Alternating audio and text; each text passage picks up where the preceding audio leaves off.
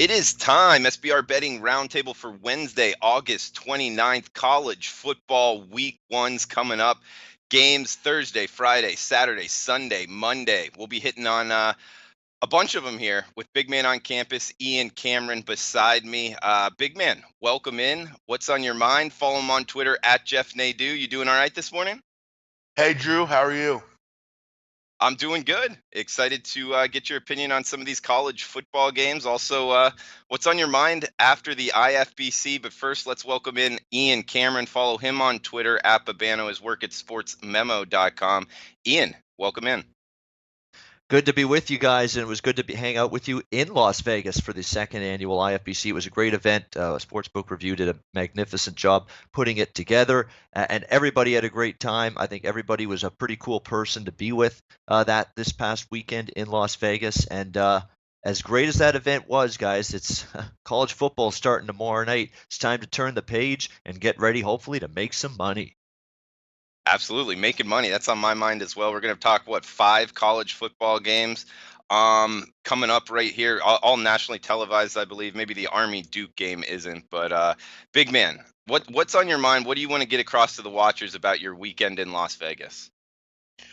I really just want to kind of just chat about how it was. I mean, it was a terrific time. We met a lot of great people. It was good just meeting a lot of the SBR people. I've done videos for a long time at SBR, and I've never been able to meet Peter Loshak or Zach or Deb or Sophia or whoever. And we were able to meet those people at IFBC, meeting you and Ian and everybody, and then meeting all the people, all the listeners, all the forum people, it was pretty cool, meeting all those people. We were all in one area, everybody was very welcoming. You'd see people down in the book, or you see people, at the hotel or wherever. It was just cool to be around. It'd have been nice to even be a little bit longer. You started to kind of expect to see the same people, and the conferences were great. Everything about the conference was tip top. I thought it was terrific. Yeah, it was a fun time. And guys, we're talking 5 college football games, then got best bets. Ian, what about you, real quick, man? What's on your mind from Las Vegas? Yeah, the conference was great. It was meeting everybody was great. We've done shows with Big Man on campus for a couple years, but it was first time meeting him, so that was fantastic. Drew, seeing you again is always fun. Donnie, Gabe Morency. There's never a dull moment when he's around. Just some of these people that you enjoy, you've talked to, you've known for years, and just being able to sort of reunite with all of them. And of course, then the fun times away from the conference, the late nights, the 5 a.m. nights out on the town, the hangovers the next morning. When it came to drinking and partying, I've got to take us back to the 70s with the Andrea True connection. When it came to drinking and partying, everybody was saying, more, more, more. How do you like it? How do you like it? More, more, more. That's right, more of it. Not less of it. And everybody was just having a great time. You mentioned in the preparation for this show, Drew, a little story from IFBC. Mine's our friend Chris Edge, really nice guy from San Diego. Ian. Yeah. Can we get to best story after a game or two of college football? I was going to work it in the show. Oh, sure. Yeah, no problem. Let's go to college football. Okay. Yeah. Okay. Yeah. No. Just in case some people are kind of new to SBR, it was a big kind of I guess the IFBC, like Ian's shirt, International Football Betting Conference. We went over betting college football, betting the NFL, had bookies there. Something you definitely need to check out. You can rewatch it on YouTube, and also next year. Not sure if it will be in Vegas, but it will be somewhere. It's a great spectacle of really sports betting in general. We got 5 college football games today, guys. Let's get into it, and then we'll come back to Ian's story. Got to make you wait for that one because it's likely a good one. If you were following him on Twitter, he was putting out a lot of good stuff from Vegas. But guys, 159, 160, 7 p.m. Eastern start on Friday night. We got Army versus Duke, 45 the total. Looks like the Dukies laying 13.5, right under that key number of 14. 5 dimes showing a 13, however. So could be a good game to shop around using SBR odds. Guys, it's going to be on Watch ESPN. Big Man, do you want to start us off with your Army versus Duke analysis? Yeah, I think these are two teams that will have tougher seasons. I think getting to a bowl game would be a win for both these groups. Neither are very, potent offensively. I think we saw from Duke last year a team that really just kind of, they were just an average team. I mean, Daniel Jones looked good at times. Defensively, both these teams look good. It's really kind of hard to split them, and I hate to be kind of basic, but neither team is very explosive. Neither team is poor defensively. They're both going to put in good performances on that end. I don't have a ton from a perspective of where I want to go in this game. I think Army will struggle without Ahmad Bradshaw, at least early on, with that triple option. They still have some players, guys like Darnell Woolfolk that can run the ball and can, get positive yards. I think they'll be okay. And obviously the triple option is always tough to prepare for. But, Drew, you've talked about it before. Luckily, you get preparation time.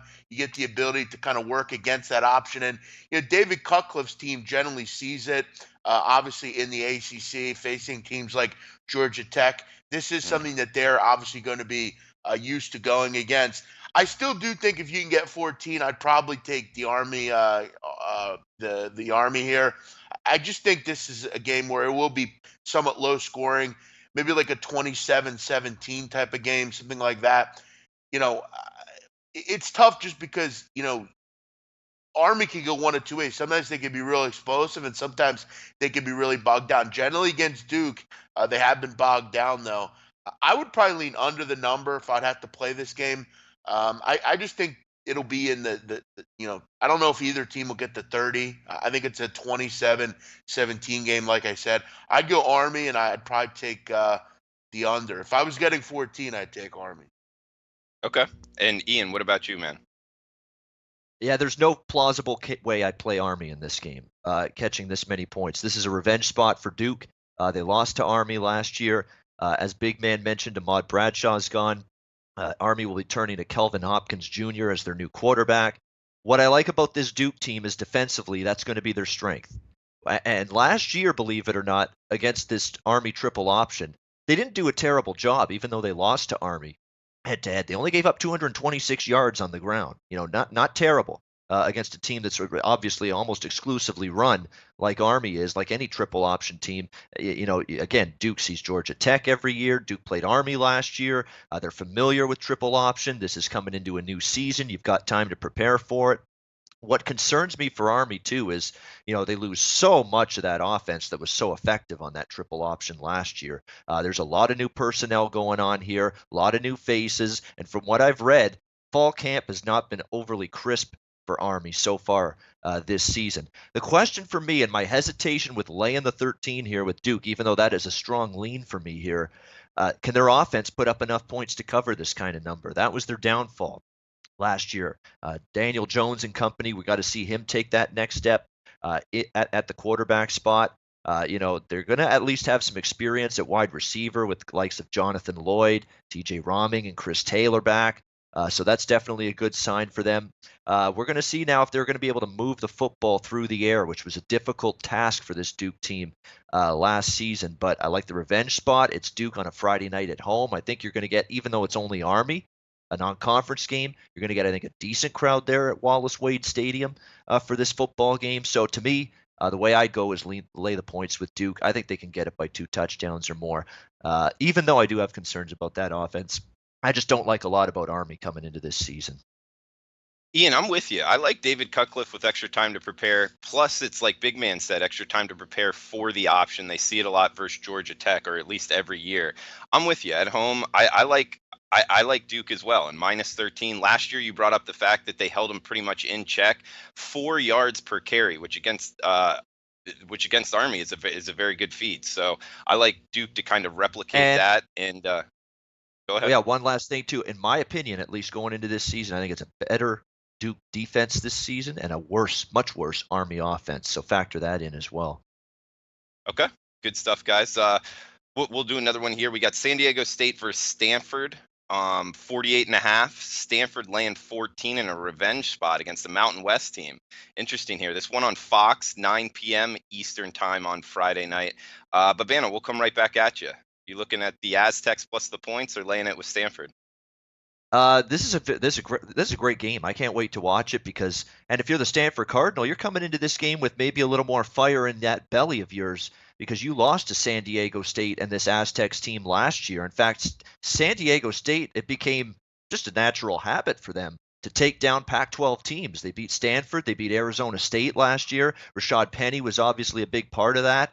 But I don't worry about this San Diego State ground attack. Juwan Washington's going to slide right in here and just pick up where Rashad Penny left off, just like Rashad Penny picked up where Donnell Pumphrey left off. That is what San Diego State does. They just bring in another great running back. They have a solid offensive line once again this season. They're going to be able to run the football, and I've got concerns about this Stanford defensive front. It has been decimated by graduation loss coming into this season.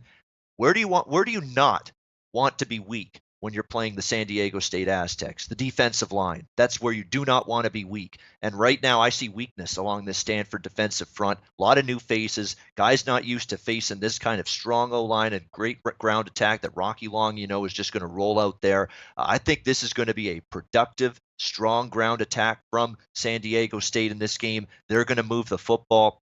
I think this could be David Shaw's weakest defense in quite some time. And there's a bunch of guys out, either due to injury or suspension for Stanford. Most of them are at linebacker and in that secondary. I think they have one O-lineman in that mix out as well, but most of it's linebackers and secondary players out. You combine that with a very inexperienced defensive front. I think there's going to be defensive woes for Stanford throughout the season and especially early on. On the flip side, KJ Costello and that offense, I think is going to be quite good.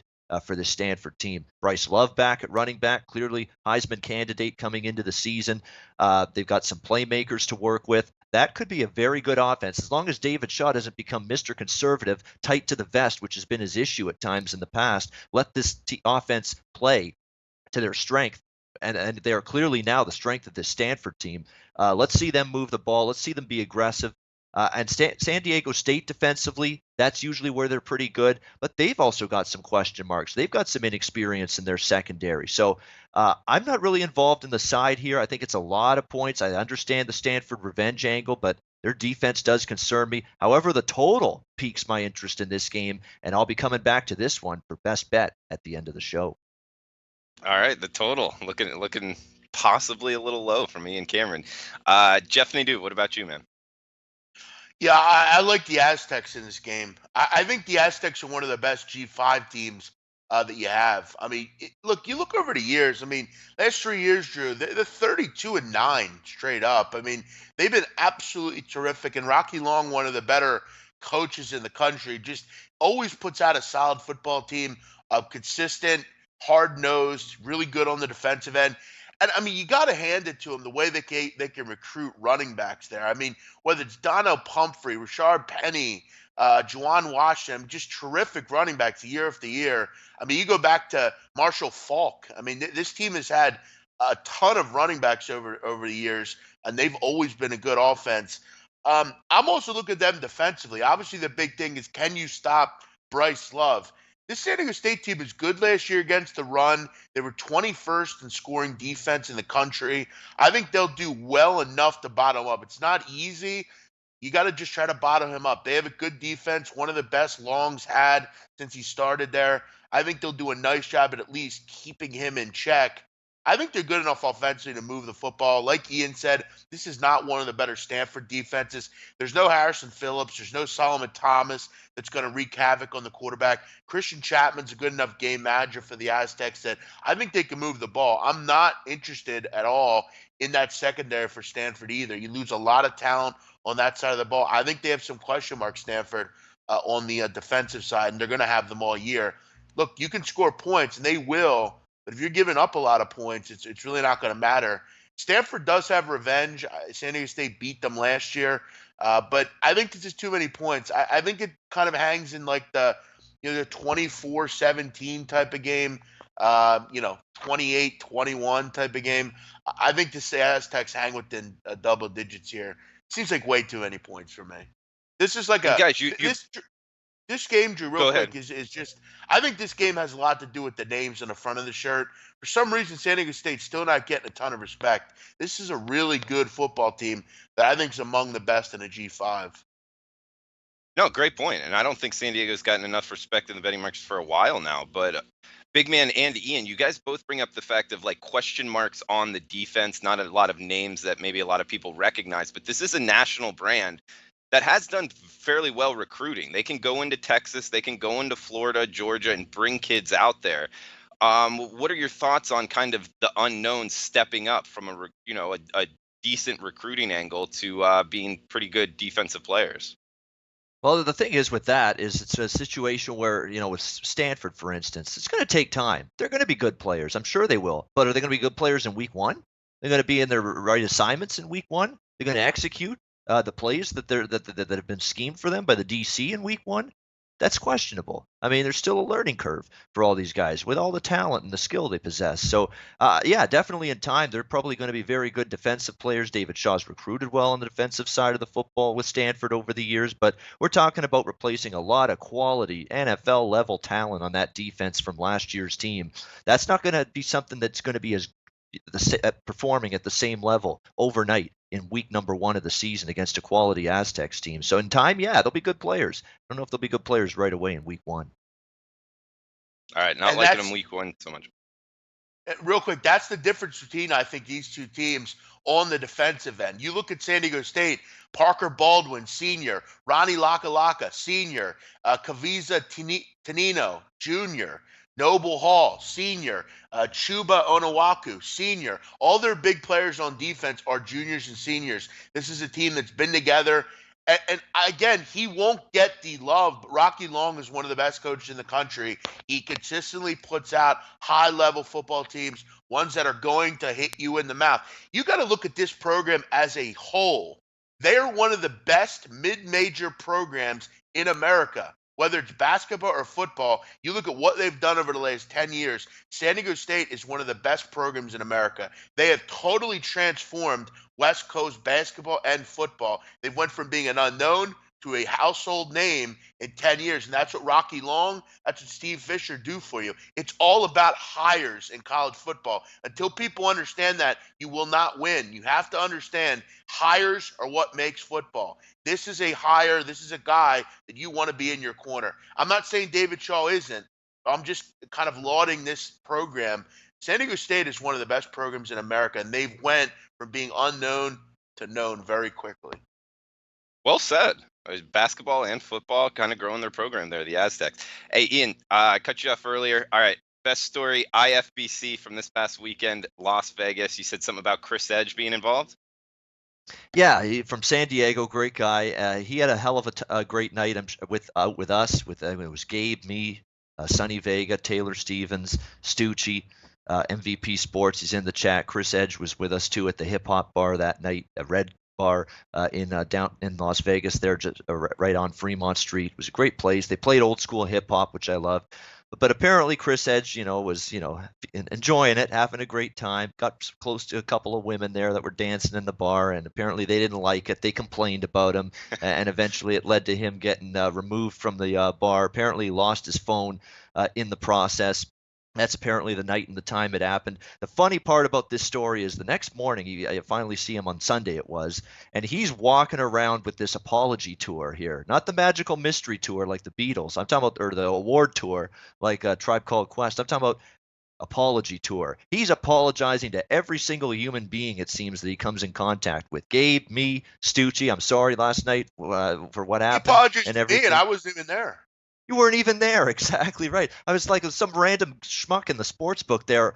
Some stranger out of the blue comes up to him. Sorry about last night there. It felt like that was what's going on with Chris Edge right there after what happened to him last night. But it was just hilarious to see that. It's like he was going to apologize to everybody in the hotel, for crying out loud, just for what happened the previous night. But very funny stuff. He's a good guy. That tells you he cares about what happened there. He didn't want things to get that out of control. But that's Chris Edge. It was a funny story there. Him apologizing to basically everyone. I thought it was absolutely hysterical. But fun times, and that was one of the great memories from the IFBC this past weekend.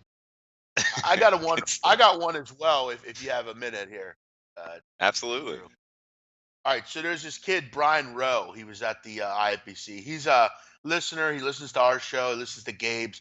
Ian, you know Brian Rowe. So, Oh, of course. after the lunch on Saturday, you and I were all sitting together, Drew, me, you, Ian, Donnie Rightside. I think someone else was there as well. I'm trying to remember. But so we're going out into the conference. I have to speak. We're going into the conference, and he comes up to me, he goes, "Hey, big man." He goes, "Guess what I did?" I'm like, "I don't know. What'd you do?" He goes, he goes, he goes, "I took another lunch." He goes, "I don't think they know about it." And he literally acted like he just robbed the place and nobody knew about it. And he comes up, he goes, "Yeah, big man." He goes, "I got another smoked turkey and cheese lunch." And he was so proud of that. I see him like after like an hour later, like walking around the casino with the lunch box. And then I asked him, I said, "What'd you end up doing with the lunch? Did you end up eating it?" He goes, "No." He goes, "I took it up to my room." He goes, "I snacked on it later when I got back." I was just thinking, like, these fucking people, man, they're funny, man. It was funny. He was a character. There were a lot of characters, but yeah, it was a great time. We had a nice dinner Sunday night. A lot of us went over to the Italian restaurant over at the casino. It was a great time. You met a lot of good people. Had a lot of good connections there, and the conference was good as well. A lot of good speakers. Bob Levy jumped on me during the dinner, which, if you were there, you know how that went. Poker tournament was fun. Everything about it was tip top. Yeah, I agree. It was a tip top weekend, guys. Wait, I came up with one idea. What about for next year? Because I got home. I'm kind of getting situated, after that crazy weekend, and I realize it's Tuesday afternoon. I got to send out the stuff for the roundtable. I'm like, damn, tomorrow's already Wednesday. I think we need to Yeah. move it up a week because we're already at college football, week one. To give us a little time to get ready for this, I feel like I'm really behind this week. What do you guys think about that? Yeah, I don't mind that. Yeah, I'm really up for whatever. I thought it was. I know that the IPC last year, I believe it was like the beginning of August, so it gave you, Yep. a few weeks to Yeah. kind of to get back. I don't know if it should be a few weeks, but yeah, listen. I guess me, like, I'm a little different. Like, I've kind of done all this stuff, and I'm kind of just ready for it. But yeah, I think maybe a week ahead of time would be would be cool. My Yeah. suggestion is if they're going to do it in Las Vegas again, get it away from the Super Contest weekend at the Westgate, Yeah, because so many people were telling me over the weekend, the people that I did not see in Las Vegas, I have no time where the Super Contest weekend's going on. I'm tied up with that. I can't visit you or I can't talk to you or whatever. So I think that was kind of, odd having the two of them together at the same time like that. That would be my one suggestion. I think the start of August might be a bit too early for it, but yeah, I think just getting it away from the Super Contest weekend will actually increase the amount of attention and people that show up for the IFBC. If again, doing it in Las Vegas like this year is in the cards in the future. Yeah, good stuff, guys. We got a lot of people in the chat box. MVP, like you guys said, Sunny Vega in the house. Paco, he was having a good time as well. And Ski Profit, I believe is that the guy that won the poker tournament? no, it's Walter Trotter. He's in Walter here too, Trotter. though. Oh yeah, Walter, he was a cool guy. Oh, Ski Profit, he won the some sort of contest, I believe. Low He was Shekin. it on Friday night. He had Alonzo Ball jersey. You remember? Okay, yeah, he was a cool guy too. Guys, Walter great is stuff on the IFBC. Walter's just hot to trot with his poker game, apparently. Yeah. Yeah, I was Yeah, at the he same knocked table me as out. him. Yeah, I think he did knock you out, Drew. Yeah, yeah. Yeah, He yeah. no, I knocked you out. He was at the table. Yeah, but I had a bunch of chips, and he like Oh, took he them all got from me. me, and like Okay. you wiped me out when I needed to go Yeah, all yeah. in. That was a good tournament. It was a bit fast, but no, Walter, he was killing it when I was at the table. So yeah, that was fun. Guys, let's get back into it. West Virginia, Tennessee. This is an interesting one. In Charlotte, we were talking earlier, and make sure to, especially week one, even week two a little bit, look out for these neutral site games. West Virginia -10, Tennessee is catching 10, 61.5 the total. This one on CBS, 3:30 on Saturday. Ian, what do you think about West Virginia, Tennessee? Yeah, this is another one where I could only play the favorite. I mean, you got Tennessee with a lot of issues, a bad football team last year. The last coaching era was terrible for this football team. Now we'll see if the new man can get the job done. But I don't like the situation here for Tennessee whatsoever. I do like this West Virginia team quite a bit. I mean, offensively, with Will Greer back, going to be, I think, a very potent offense, which is good to see. Defensively, there's still going to be some growth that has to happen with West Virginia, but I think this is a game where I think they can ease into things defensively a little bit, because I don't trust a lot with what Tennessee is showing me here in fall camp or what they're going to show me here in the game offensively here in week 1. So to me, I'd be looking to lay anything less than -10, I think, is a playable price here on the West Virginia side. Big man, anything on this one? Yeah, I mean, I've said it before and I'll say it again. I think for me, I think if you bet every over West Virginia is involved with, I think you'll come out on top for sure. That's probably no different here.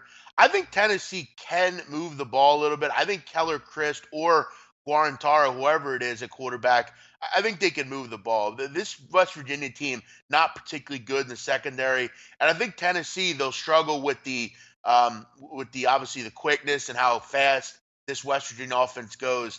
I think, though, we talked, Drew, you asked Ian about Stanford and how those young kids will get going. Listen, I think Tennessee will finally get going a bit as an athletic program. We have to remember, this is one of the most overrated athletic programs in America, Tennessee. They don't win. They haven't won since the early 90s or late 90s. It's been a long time. But I think Jeremy Pruitt's the right guy. This is a guy that's really elevated himself in the matter of football. This guy started out at the high school level. He was terrific. He's made his way all the way up to a coach. I think he'll do a great job just about really getting his guys in there. Look, David Seals, Will Greer, very good. I think they should be able to move the ball against Tennessee. They're going to move the ball against anyone. I think if Tennessee can get into the mid-20s, I think this game will go over the number. I think it's like I don't know, 42-27 type of game. I think West Virginia will cover. It's hard to think early on that Tennessee can hang here. I think they'll just not be able to keep up, really. I would probably look over the number if I was playing this one. Yeah, I mean, Tennessee, they have so many question marks. Like you guys both touched on it, and it's been since 1998 that this program has really not been to what it was with T. Martin, and before that, Peyton Manning. I'm kind of sitting on the sidelines for this one. I really have no idea. I could see Tennessee hanging with them, and +10 looking like the smart money. I could also see Will Greer and company just kind of putting it on them in a runaway train situation. So I'll just be watching from the sidelines, guys. Another good one here in Atlanta, Mercedes-Benz Stadium, 193-194. The number 6 team in the country, Washington. Number 9 team in the country, Auburn. 48.5. Auburn laying 1.5. This one on ABC, also at 3:30 Eastern. Big man, any opinion? Washington versus Auburn? It's a tough game. I think it's a slugfest. I think it's really defensive. I think both teams keep each other in check. But I just think Washington are a better football team. I think this is the big hurdle for this group. If they can beat Auburn, I think they will get to the college football playoff. Their schedule sets up perfectly for them. They'll be a favorite in every game really going forward. It's hard to envision them not getting there if they don't win this game. This is a playoff game right out of the gate, and you have to respect Chris Peterson for finally setting up and scheduling. This was an issue for them a few years ago, not scheduling correctly. And I think the Pac-12 gets a little redemption here. You look at on offense, Jake Browning, I think, is poised to have a Heisman Trophy type year. He's a guy that, as Ian knows, I bet out in Vegas to win the Heisman Trophy. I think offensively they'll be fine. They have a good running back. Their skill position players are terrific. I think they have the best secondary in America. I don't think there's a secondary out there that's better than what they have. I look at Auburn. I don't see a particular weakness. This is really just a feel thing for me. I've said if whoever was getting points in this game, I'd be interested in. I think Washington's the better team as it is. So the fact that I'm getting points is just extra. It's a tough thing, though. Got to go across the country. You got to play an SEC country in front of a raucous crowd. This will be probably one of the better games of the weekend. I think it's close the entire way. But I wonder about Auburn. I don't know if there are enough high-level really great playmakers. I just see a few on Washington that I like. I think they're slightly better, and I think they will get the job done here. I will go with Washington to win the game. Big man liking Washington in a slugfest. Ian, what about you? Yeah, there's a lot of me wants to take Washington here for sure because I like this team from a talent perspective. Jake Browning, senior quarterback back there, Pettis, a great offensive line, a tremendous defense in all three levels, D-line, linebackers, and especially the secondary. That pass defense could be something special for this Washington Huskies team coming into this season. And that's what Jarrett Stidham and this Auburn offense is going to have to figure out here in this game, how to make plays in the passing game against what could very well be a stingy secondary. And for the Washington Huskies, they're staring at a very real situation that if they lose this game, their playoff hopes are already shot. So this becomes nearly must-win territory here for the Washington Huskies. And as much as I want to take them, and that's the side I'd play here, I'm telling you, if I'm playing, I'm looking at Washington. Why am I not, though? First of all, the numbers come down a bit. Second of all, I remember seeing Washington play Alabama in a playoff game, a couple of years ago? Could not move the football against an SEC defense, and that was Jake Browning at quarterback that day. And Auburn still has, in my opinion, a very good defense coming into this season. I'm going to have to see it. I'm going to have to see him make plays against this Auburn defense in this football game, in this neutral environment here. Before I can believe it, to be honest with you. And let's be honest, I've got to see the Pac-12 prove me that they can win big games like this. The Pac-12 was horrendous, a disaster area against these big other big Power 5 conference teams. They were horrendous in bowl season, dreadful bowl record. I got to see it before I believe it. I want to take Washington. Like Big Man said, a lot of me thinks they're the better of these two teams coming into this season, but that Pac-12 situation bothers me. The inability to move the ball against Bama a couple of years bothers me from this Washington team, bothers me enough to keep this as a lean only, not an official play. I got to say, come on, you got to be, you can't be serious. I mean, well, that has nothing to do with this game. They're not Alabama, first of all. Second of all, I agree with you, though. They need to step up. The Pac-12 has to go out and win a big football game. They haven't done it. I hear you. But this isn't Alabama. This is Auburn in 2018. And while they're very good, while they're Drew's alma mater and I give them love, they're not Alabama. Okay, that has nothing to do with this game, Ian. That was 2 years ago. Let's get with the program here. You would agree with that, right? I mean, this isn't Alabama. They're good, but it's a big game for Washington, too. Yeah, but they recruit the same quality of athlete as far as I'm concerned. They really do. And I think it's going to be a massive test here for this Washington team. I got to see this offense move the ball against this Auburn team. Because they couldn't do it against Bama. I know Bama's great, and yes, Bama is a totally different beast, no question. But Auburn can hold their own defensively. I really believe that going into this season. So let's see what they do. What's Drew Martin think? He's the Auburn War Eagle homer in this group. He already said he liked Washington, Drew, right? You said you liked Washington a couple weeks ago. I mean, I like Washington overall, maybe to make the playoffs, just because I don't think the committee is going to keep a big, the Pac-12 out if they can help it. I think that multiple years having a big conference like that not in the playoffs will hurt money-wise in the long term for college football. But in this game, Big Man, I've heard a lot of people, especially in Vegas, they were talking, oh, it's in Atlanta, it's in SEC country, it's going to be like an Auburn home game. No, it's not. I'll tell you this right now, it's not. It's Auburn home game at night in Jordan-Hare, whatever you want to put on it, 4, 5, 6 points for home field advantage. This will not be that. I've been to games at both places. This is a neutral site game in an NFL stadium. It's just different. It's cool. You can drink beer, watch your team, that kind of stuff. But it's not like being in Jordan-Hare at night. It's not that big of a home field advantage.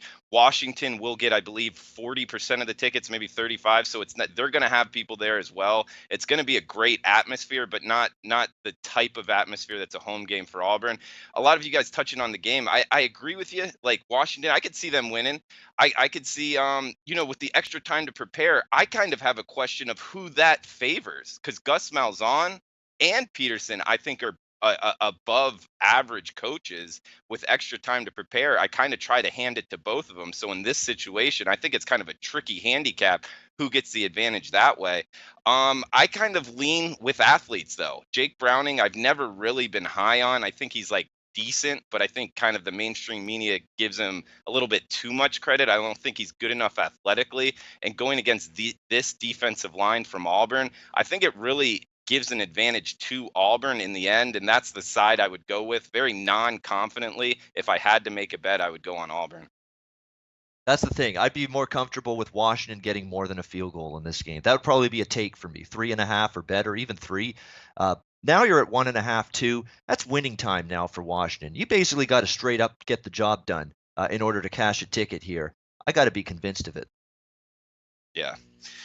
All right, guys, let's move on. We got we'll just call it the Degenerate Special. It's hardly a Degenerate Special. 11 p.m. Saturday night, 2:15, 2:16, Navy versus Hawaii. This is a good game. I'm really excited about this one. We got Navy laying 11. I'll tell you this, during the Hawaii game, when we were in the Sportsbook, guys, they were getting 17. I jumped on. It's now 11. 62.5 the total. I think this is a little bit too big of a move here. This one on CBS, 11 o'clock. Big man, start us off. I got to ask, why is Navy a 12-point favorite in this game? I mean, can someone explain that? Because I don't seem to understand it. I mean, this is way too high of a number They're to me. your team. They're your team, big man. You love Navy. What's you're turning your back on them? No, listen. I want to make this clear. They're not my team. I like Navy. I respect Niumatalolo a lot. I love this program. I think if you look up athletic program in the dictionary and what an athletic program is, it's Navy. They are absolutely pristine when it comes to programs. Well, they do it the right way. And I think Niumatalolo is the best coach in the country. I've said that before. I think a true essence of a coach is him. He's not about the money. It's not about any of that. But you look at really all the levels of Navy, they're not good enough to lay this kind of number on the road in Hawaii to a team right now that looks pretty damn good. I mean, they were really moving the football. And, this is a recency bias game. You're going to look at it and you're going to say, Hawaii. I saw them put up, 537 passing yards against Colorado State. There were a ton of yards in that game. Navy's going to struggle in the defensive end. They lost a lot of playmakers on that defense, a lot of senior playmakers, DJ Palmore, guys like that, that were leaders on defense. These are leaders that will lead our military. This is a leader in their defense that they lost. That's a big loss on that end, certain defensive players. And you look at the quarterback position. I still think it's up in the air. If it was me, I'd put Zach Abey at quarterback and leave Perry in the backfield, but they're going to go with Perry. Perry's an undersized guy. He can move the football. He's a great player, and he's a guy that if he didn't play at Navy, he'd probably be a Heisman Trophy candidate. The truth of the matter is, though, this is a shootout, and a shootout written all over it. This is a game that I'd be betting over the number automatically. Neither team will play any defense. This is going to be a game that will probably take a few hours. We'll probably be 1:45 in the morning still watching this one, 2 o'clock. I think I would go with Hawaii, and I would go with the points. There's too many points for a team that in Hawaii that can throw the ball. They're never out of a game. This should be a wild one. My official play would be over the number, but I think it's a 41-34 type of game. Well, Hawaii just destroyed the point spread by what? Over 20 points. So they're double way off digits, week yeah. one. Yeah. Exactly. So, Ian, you agree with that? Well, here's the common thread we're seeing. Look at Navy. What number did you, or Hawaii, what number did you get on Hawaii, Drew? I got 17. Yeah, One of it's the down best to bets 12. I've made in years, by the way. I mean, to beat the line Yeah. like that. That's great. You got a great number, and now you've got options. You can always, if the number continues to tread downward, you can always come back with a little on the other side with Navy. But that's up to you at the end of the day. But the common thread here is look at the results of last week and how they're playing into the betting markets this week. Hawaii looks awesome. They're taking a ton of money. New Mexico State looks horrible. People are betting Minnesota hand over fist against them. Colorado State looked bad against that Hawaii team. Colorado's taking money against Colorado State. What did I last saw? And that's what bettors are reacting to right now in all of these line moves involving teams that didn't play well last week. Rice against Prairie View A&M. Look at all the money Houston's taken against Rice there in that game. So these are the games where it's tricky, where you've seen a team play one game and they look so good, and you're thinking to yourself, is that real?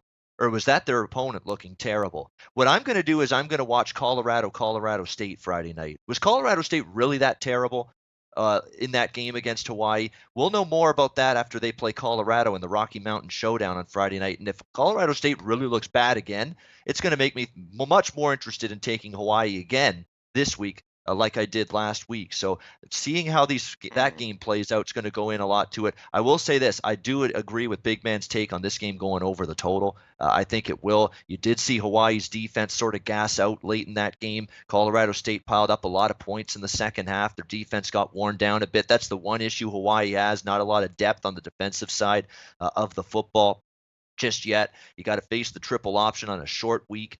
Even though you're back home, it's on a short week. That could be tricky. Navy's defense, you're right. I don't trust them to stop anybody. That was a good Navy defense last year, or at least a better one, and they still struggled at times defensively to stop some of the better offenses. I'm a little bit of a believer after one game in Cole McDonald, this Hawaii quarterback. He was sensational. He was absolutely amazing, I thought, against Colorado State. Now, is that a bad Colorado State defense or a good Hawaii offense and maybe an even better quarterback that they've got on their hands? Maybe Nick Rolovich was onto something and making this guy the starter in what was a hotly contested quarterback battle throughout fall camp for Hawaii, but he was awesome. He was pinpoint accurate. He could move around a little bit in the pocket. I was impressed by his performance.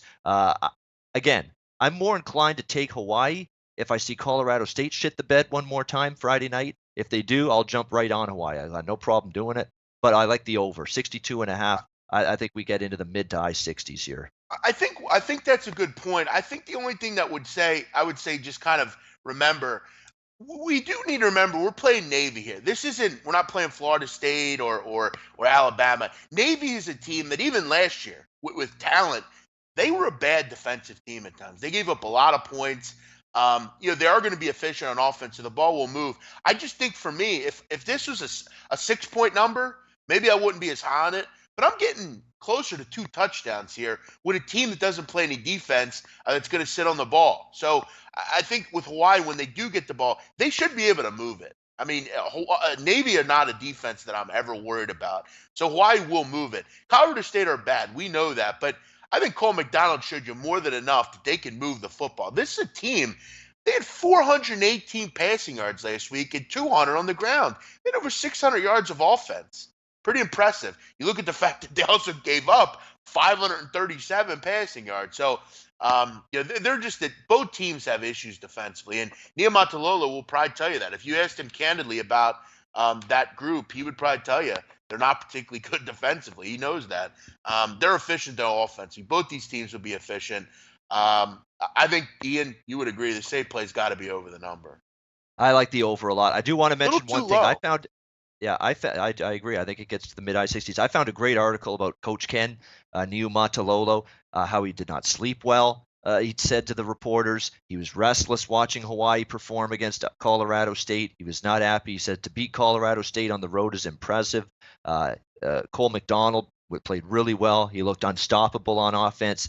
This was the quotes, one quote after another in this article of a worried head coach going into this football game from Ken Niumatalolo, a very worried and concerned coach. Here's a good angle for anyone out there that's handicapping military schools. When you see a mass exodus of players on one side of the football, you have to worry a little bit, okay? Because what you're going to have is you have high-level leaders, not only on the field, but off the field in that university. This kid, this is I'm going to tell you a great handicapping angle. If you guys are out there, go watch. Navy was followed last year by Showtime.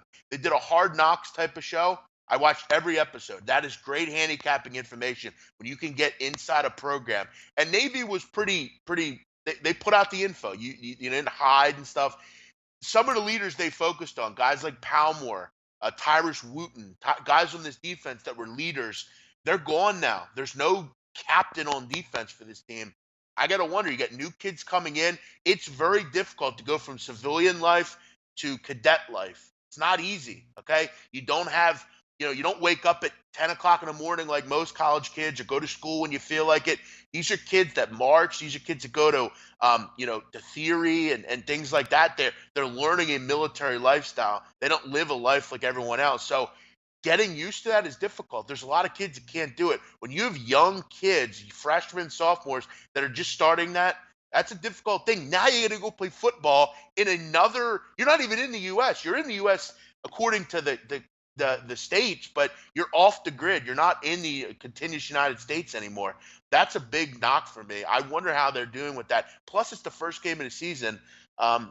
I have major concerns, and I think Ken does as well. The coach, I'm looking over the number. I think it's one of the best plays on the board.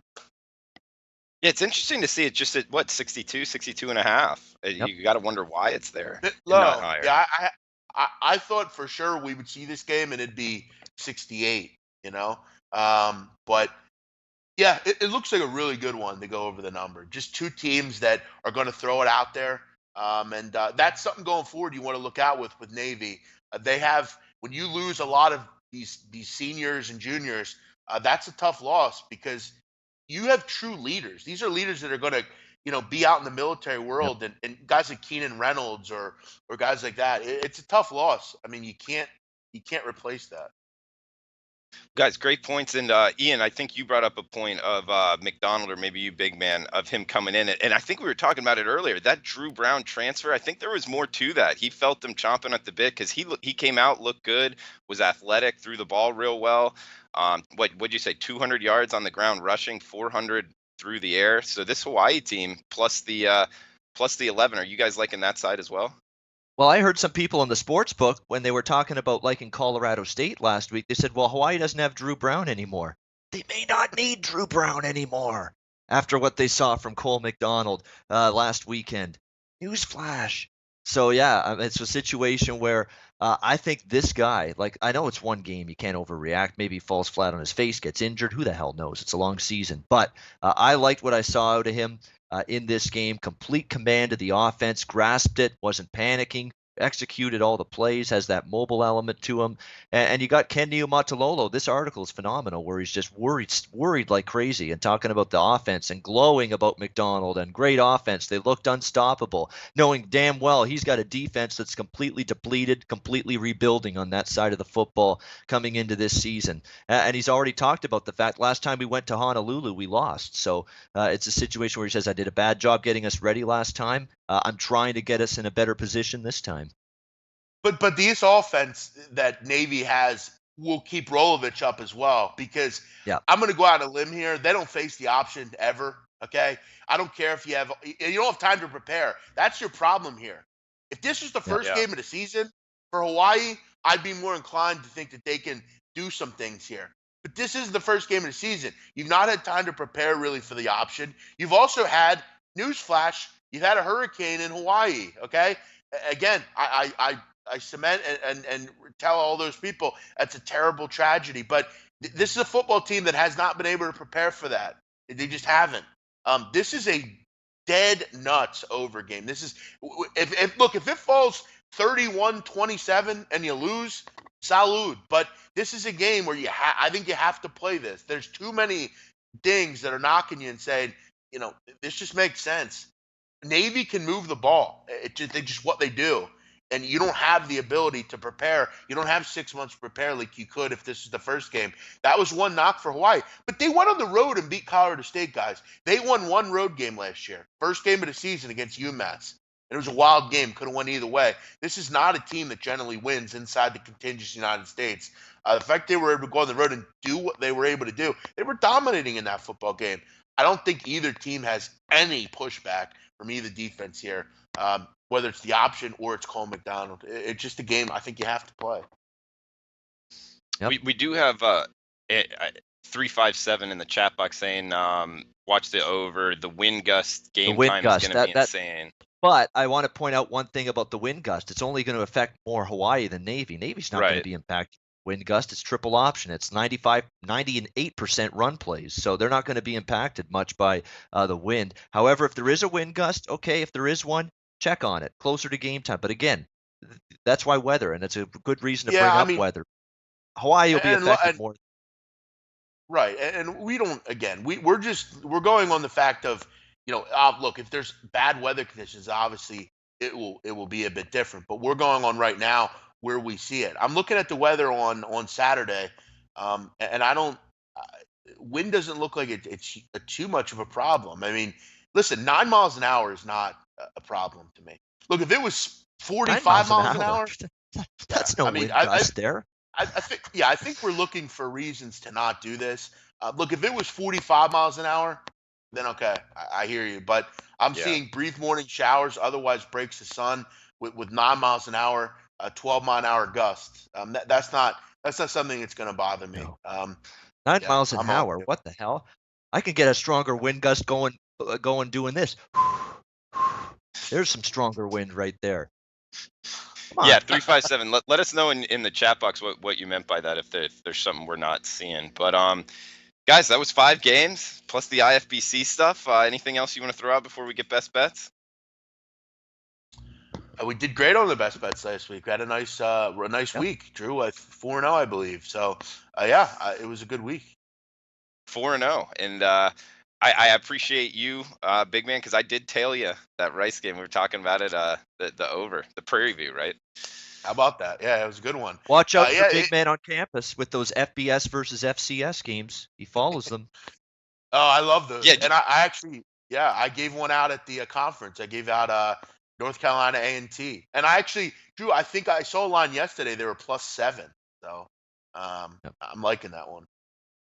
Oh yeah, we were talking about what it would be. They might even be a favorite. Remember, we were talking about that. Yeah, nah. I was kind of just wishful thinking there. You know, it's funny, Drew. I actually do I do a call in about 15 minutes each Thursday with a radio station out of Greenville, Uh-huh. Greenville, North Carolina, where East Carolina is based. And it was funny because they actually asked me about East Carolina on their first call that I had, and I didn't want to be rude because I know they're pirate, radio, and that's what they do. But I mean, even they were down on this football team. It's kind of amazing how poor they are. But yeah, I mean, if you're looking at one of these FCS FBS games, that would be one of them. A&T are a good football team. They won their first game beating Jacksonville State, who are another top 10 football team in the FCS. They have a great quarterback in Lamar Renard. Defensively, they're very good. I think they can step up to the challenge and beat James Madison, who beat East Carolina last year. Wouldn't be surprised if A&T do it again. They can beat East Carolina in the first game. But do we want plays of the day, Drew? Or are we going to do that in a minute? The best bets? Yes. Are we doing that right now? Yeah, let's do best bets. Let's go for it, man. Okay. I'm going to go with the Houston Cougars minus what do we got? 26 against Rice. Rice are horrendous. They're a terrible team. Drew, you know that. They're a team that can't get out of their own way. Their offensively, they're absolutely dreadful. And I don't care that they beat Prairie View A&M. At the end of the day, Prairie View are not a good football team. They were losing most of the game to an FCS team who will not win anything. Houston are for real. Okay, defensively, I saw the cat on First Take was trying to say that Ed Oliver should win the Heisman Trophy. He might be the best player in the country overall, Drew. I think he's a dominating individual. I think defensively, Houston are very good. They went out and got some high-level transfers from Notre Dame, from Ohio State. They're very good on that side of the ball, and I think they'll really keep Rice at bay. They might not score more than 10 points, but the offense is the big positive for me with Houston. They brought in Kendall Briles. I think he'll be terrific for De'Aaron King. De'Aaron King, a lot like Greg Ward. I think you're going to see Houston start to put those point totals up this year and really kind of batter teams. They did that with Greg Ward. I don't know if they're as good as that team, but I think they're really talented on that side of the ball. They have plenty of playmakers. They do a nice job recruiting there. You look at last year's game, 38-3. I think it's similar. I think it's, 44-10, 38-3, 38-7, something like that. I think Rice has real trouble moving the football. Houston should be able to do whatever they want in Rice. There's not going to be a crowd to worry about here. Houston rolls. Yeah, there'll probably be more Houston fans than Rice fans. Probably. All right. They're not very far away from each other. Ian, go ahead, man. What do you got for best bets? Yeah, go quickly about North Carolina A&T. Actually, that Jacksonville State game ended up on my TV in the hotel room briefly in Las Vegas, and I'm like, hey, that's A&T. There we go. There's that upset special, East Carolina, and they did play well against Jacksonville State in that game from the parts I saw. My best bet, we're going to go back to San Diego State and Stanford. Look, there's a bunch of teams that I've circled this season going into college football, teams that have been under teams in the past, including last season, that I think are going to be undervalued from a totals perspective and turn the other way this season. Stanford's one of them. Florida State's one of them. NC State is one of them.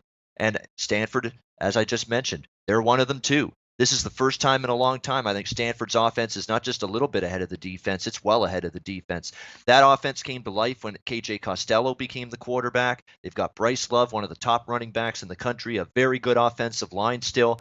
They're going to be able to score some points here against San Diego State. Good defense, but, Pac-12 team is going to move the football a little bit here against San Diego State for sure, because I think there's too many weapons for Stanford. They're too cohesive on that side of the ball. But I absolutely think the San Diego State ground game is going to get going. Juwan Washington, a depleted Stanford defensive front, their weakness clearly on defense coming into the season. The secondary has some injuries and suspensions. So does the linebacking core.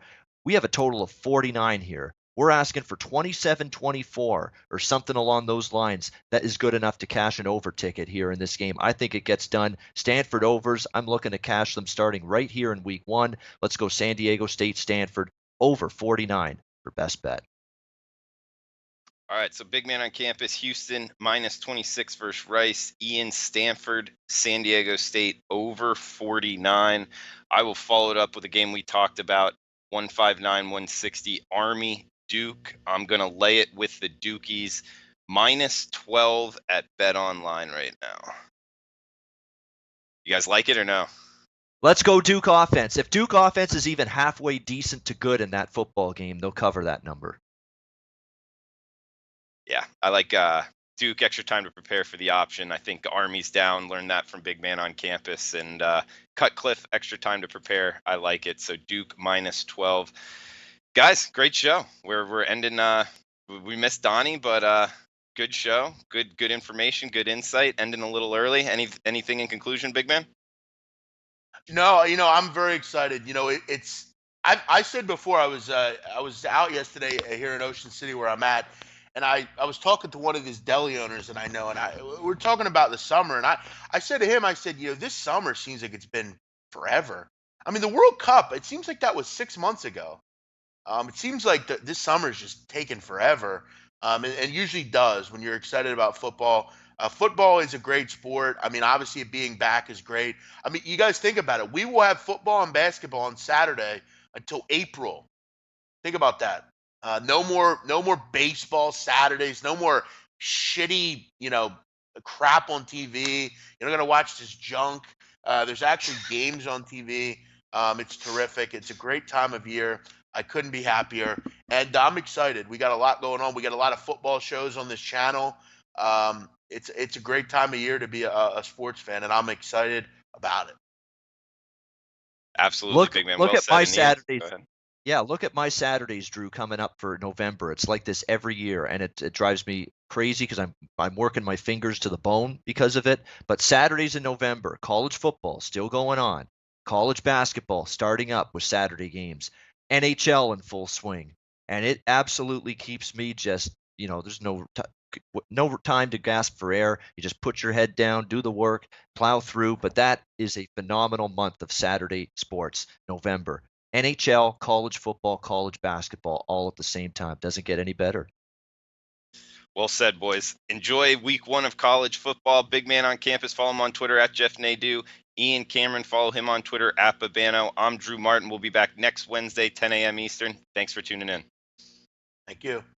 Thanks, everyone.